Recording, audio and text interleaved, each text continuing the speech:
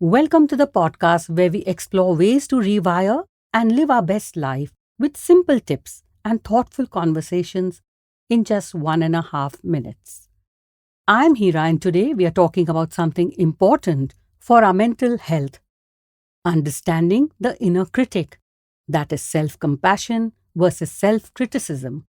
Let's dive right in and break down what these terms mean and why they matter. First up, let's talk about self compassion.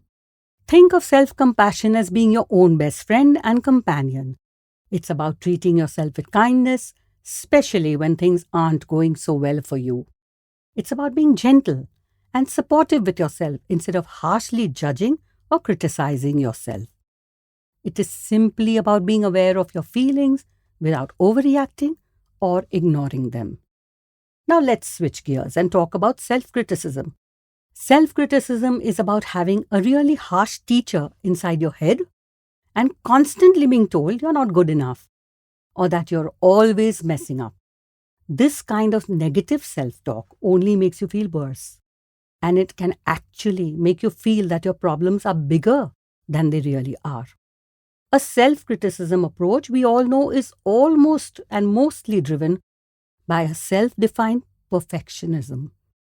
And when the unrealistic standards you set for yourself are not met, a frustrating internal dialogue with self can be particularly damaging.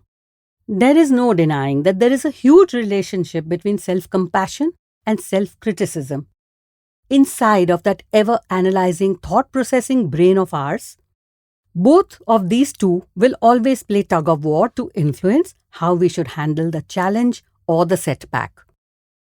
So, how do we find a balance? The first step is to notice you're feeling down or doing things that aren't really helping you. It's okay to feel sad or frustrated sometimes. We all do. But it is important to acknowledge why it is happening. Easier said than done, I know. But perhaps replacing self critical thoughts such as, I'm not good enough or I'm a failure, with a more lifting thought like, I made a mistake, but I can learn from it and move on, may just shift the internal negative talk to a more encouraging thought.